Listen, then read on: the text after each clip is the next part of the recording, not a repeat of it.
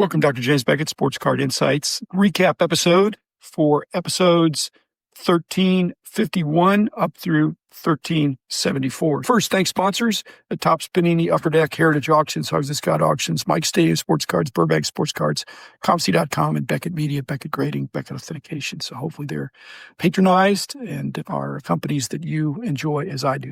1351 was the Panini debut products. I occasionally get stuff from Panini and want to talk about them. And I've just noticed that Panini has an awful lot of brands and sub-brands. So does Topps, so does Upper Deck. And those are important. When they put out a new brand, it's going to have a brand identity.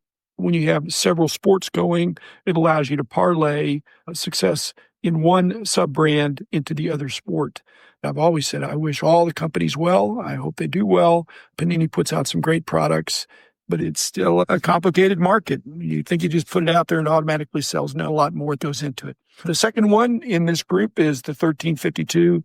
I called it 60/40, which was referring to PSA tightening grading standards and being explicit about that, and the dilemma they have in terms of past graded slabs and how that might impact their guarantee, for example. And then I called it breaking entry, that breaking is the encouraged entry by seemingly fanatics, and many of the wholesalers are encouraging entry into the hobby through breaking and not through going down to your LCS and buying a box. Now, again, if all boxes were under $100, there wouldn't be a concern for that. But when boxes are $1,000 and up, you can get a spot in a break, in a multi-box break, maybe in a case break, for quite a bit less. And so you can still get a $100 or $200 or $50 price point. I'm not against it. I think there have been some editorializing by other podcasters and YouTubers that this is gambling. You know what? Gambling's here to stay. What we need to get rid of is any kind of rigged gambling, because you open up a pack, there's no telling what you're going to get. But if it's rigged and some people consistently get better stuff than the other people, whether that's in a break or in just buying boxes, that's the big problem. So I don't think that's happening, and I'd love to study it statistically, because that would be a deal breaker. Same thing with the repacks. If it's fair and there's a transparency there, then that's good. So anyway, all that was discussed. I don't think breaking is the primary problem in this industry.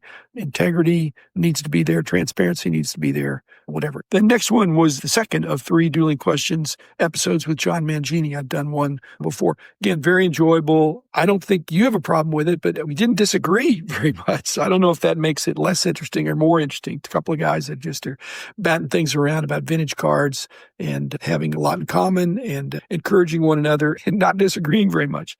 1354 is the 11 listener questions, the fourth time I did that. I'm getting behind. I'm getting a lot of questions. Again, keep sending them, because I don't use every single one of them, obviously, but I do use ones I think would be of general interest. If you see me at a show, you could tell me or write it down or whatever, or if you email me, it's drjamesbeckett@gmail.com, and there's a podcast website, and Rich even gets some questions that are forwarded on to me. I am very open to getting questions. I promise to do another listener episode soon.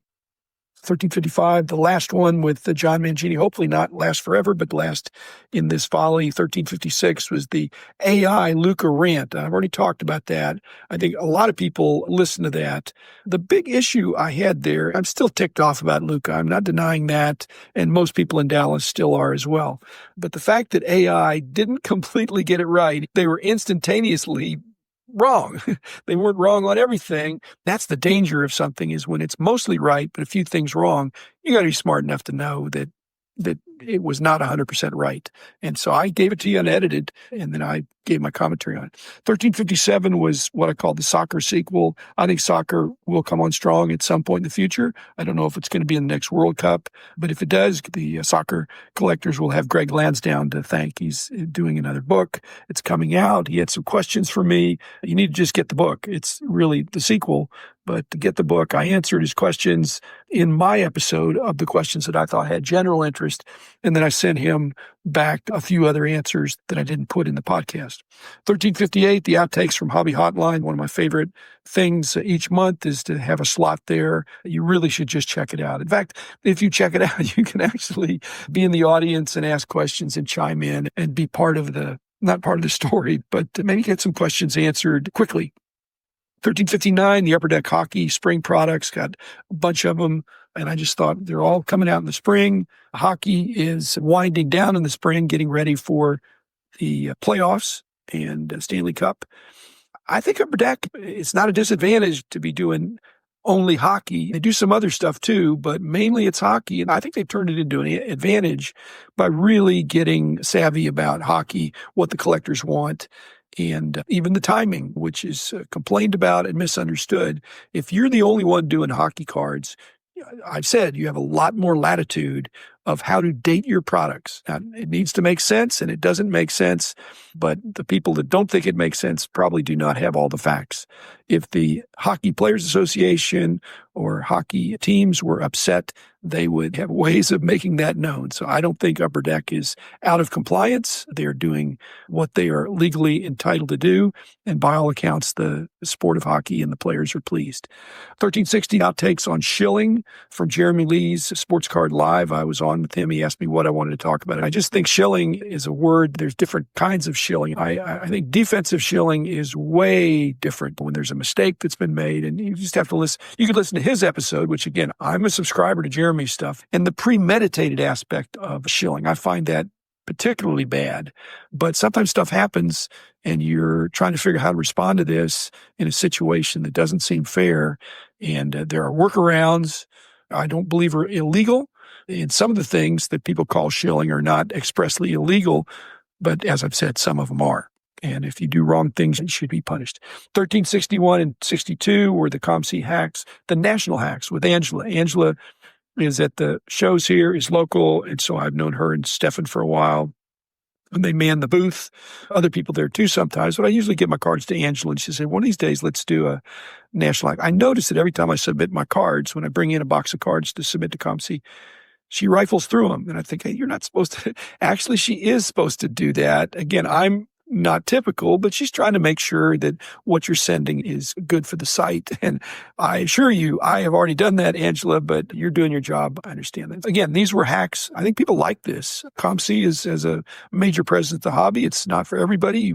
If you dabble in COMC, you may not enjoy it, but if you jump in deep like I have, I believe you'll really enjoy it. 1363 was the variation discussion with Rich. That's one of Rich's specialties. He's got many specialties, but just the philosophy of variations and how Rich looks at it. And I'm a variation guy too, maybe not to the extent of Rich. I'm a generalist. I've got a lot of knowledge, but I'm not going to go toe-to-toe with Rich on every esoteric variation, but I enjoy the discussion with him. 1364, a little bit different. Rich had asked me a question about monetizing his newsletter, his email list. And really, that's just a couple of guys thinking out loud. We've worked together a lot. I've been the boss, but in this thing, he's the boss. So I'm just telling him, what about this? What about that? And that's just a preview into how Rich and I sometimes work together. And Rich, keep up the good work. So always enjoy having you on. You've built up not just a good email list, but a great reputation. 1365, the outtakes from Hobby Hotline, another one. It's every fourth week. It's random in terms of the co-hosts. It's random in terms of the audience, although there's some regulars in the audience that I just delight in getting chuckles for some of the things they do. And the co-hosts being different means there's a different chemistry each time. So again, you should be there, and you can be there at 10 o'clock Central at every board you could find a podcast. 1366, the Premier Hockey. I got a box from Upper Deck, and I thought I've been meaning to get Reagan Job on there. The origin story for Reagan, and it overlaps with O-Pee-Chee Premier Hockey. So this is Upper Deck Premier. But that was just ironic. I had Reagan's business card on top of my desk, and then that came up, and I thought, now's the time. The second episode with Reagan, he does art cards, so I've seen some of his stuff. It's good. There's a lot more people out there, I think, doing the custom cards, custom and art cards that are just really enjoying it. He seemed like he's found a niche, and I've learned some aspects of that. 1368, I titled it Fridays. It was on Good Friday. I'd sometimes try to do something a little more spiritual when it's Christmas Day or Good Friday when it's a notable day like that. But this is Sports Card Insight podcast. But I was comparing that if you want to convince somebody to be a Christian or convince somebody to be a collector, it could be impossible. The best thing to do, you can share your story. And if you tell your story and you're living it out authentically and with a smile, and they say you really enjoy this, then the best you can do is, hey, I'm going to check it out. I'm going to come to your church, or I'm going to come to the card show that you're recommending, and I'm going to see for myself if this is something I'd like to get into deeper. 1369 was the Baseball Card Hall of Fame that I've done with Theo Ray from Philly. I had some ideas, not just my ballot. Again, he, being a smart guy, he's looking ahead. We don't want the same problem that most Hall of Fames eventually get to, is they become big and then cheapens those initial inductees, the Babe Ruths and Ty Cobbs. Next thing you know, you've got marginal. So I had some ideas for that. Still time to fill out a ballot, but I disclosed my ballot was actually on his show too. 1370, I entitled it Old LCS New Owner. This is Nick's card shop that's been in the same location approximately for about 30 years. Nick and Debbie Redwine sold out, and the guy they sold out sold, and this is now the fourth owner. And you can hear, I spent 5 hours because they had this mountain or ocean of dollar box stuff that Rich clued me onto. And the amazing thing was, I'm sitting there for 5 hours in a card store that I've been to, but I've never sat there for 5 hours and listened out of one ear as a steady stream of people come in. And the owner was just terrific, explaining the differences and his vision for it.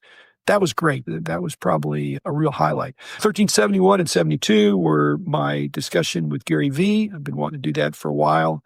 He loves the hobby, okay? But he's GaryVee. He's got his own way of doing things. I chopped it into 2 shorter episodes. One of the things I thought was interesting, because I think he's a master marketer, I'm not denying that, in his digital abilities to promote and market products. We got into a little bit of discussion about it, if something's just a good product or a great product or a poor product. I think he could sell poor products, but he doesn't want to. He wants to sell at least good products that do the job. And sometimes there's great products that come along. And even though I act like they sell themselves, good marketing is important. You've got to explain the benefits and get people to know about the product. And then last 2, a little bit melancholy. Jim Diem contacted me. And again, I had their business card on my desk for getting them. I promised them at the National that I'd have them on, and I just dragged my feet. Now I find out that Mark has liver and pancreatic cancer. I'm just upset about that. But I did want to have a conversation with Jim. I met these guys 50 years ago. They were teenagers. They were loyal brothers. I really admire it when brothers collect together and consistently. I don't think they ever took a break.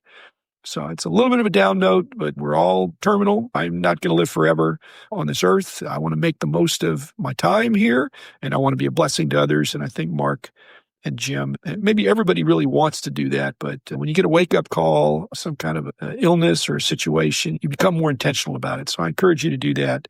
Not that it's not waiting for bad news. It's just be the best you can for as long as you can. And I'm going to try to do that. So thank you, everybody. I'll be back again in a couple of days, another episode about new stuff. Thanks. Bye.